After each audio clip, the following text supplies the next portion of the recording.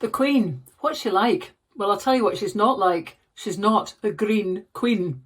And maybe that's the forgotten aspect of the Rami that's developed about the discovery that the Queen has been, or her lawyers, have been intercepting Holyrood legislation 67 times before they give royal consent to legislation, the latest being a heat networks bill that's designed to compulsorily purchase land if it's needed to put in pipes for district heating systems that Nordic countries had 100 years ago, so that we're not all burning fossil fuels individually on our individual boilers.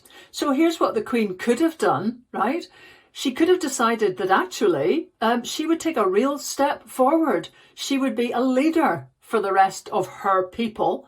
And she would show that actually there's nothing more important now than saving the planet and stepping forward to kind of just get past the little inconveniences that have kept us trapped as some of the least heat efficient people in the whole of Europe, because that's what Britain and Scotland is. So she could have said, do you know something, in Balmoral, knock yourselves out. Just put those pipelines in, come and film them going in if you like. Because we need to show that the time for prevarication is over and the royals are going to be leading the way. But no, that's not what happened. Probably on autopilot, because that's the way this all works.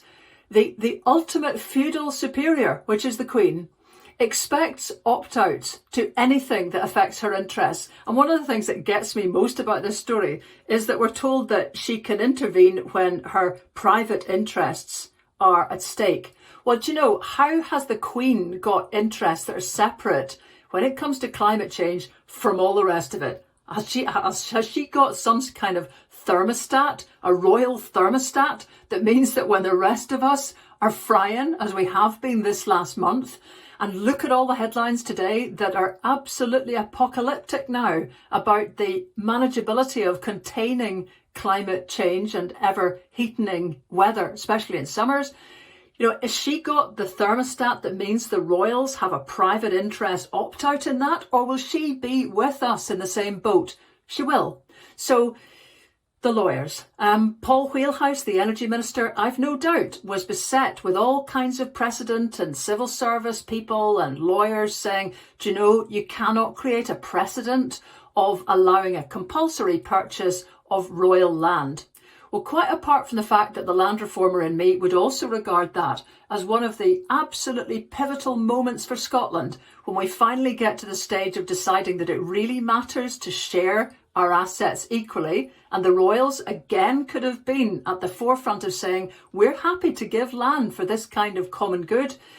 We need to get a stage where governments are confident that they can act in the public interest because of the overriding nature of the kind of legislation that they're passing, which really does not allow one person to come in quietly by the back door and potentially veto bits of democratic legislation. And if you haven't read the information that was gleaned, and I'll give this Lib Dem researcher her due, she found this out and it's now been picked up by the newspapers, the kind of stuff that the Queen gets to look at, because it might be in her interest to know, was the European Union Future Relationships Bill, a fire safety bill, a hate crime bill, an agriculture bill, a fisheries bill? What? So this might seem like a little something. It's the usual. We all shrug. Yeah, the Queen, you know, what does she like? What does she get up to? These opt-outs are just a sign that Scotland is not able to be wholehearted yet about having legislation that simply covers everyone. The Queen is not able to see that her role as a modern monarch, and I'm a Republican, so I'm not for them at all, but her possible role as a modern monarch is only to show the way and lead the way. A total missed opportunity. And it really beggars belief that an SNP government has decided not to stand up to this, break with tradition, and simply call this out. Now, I know that would be tough because the way that bills operate, they need royal assent. You only get them if you've consulted them on stuff that they might think relevant. And of course, just as try and get the show on the road, I'm sure it's tempting for ministers to just go along with the whole thing.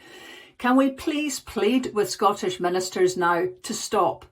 to ask questions, just even to make public what's actually happening, because this isn't good enough. And I think we all hope for better as we now face a stage where we can't be attached to any sentimentality or worry about upsetting protocols or slavish adherence to what lawyers automatically come up with. We need leadership to get through a climate crisis that is absolutely rampant right now. So come on, folks, and come on, Queen. You could be the Green Queen yet.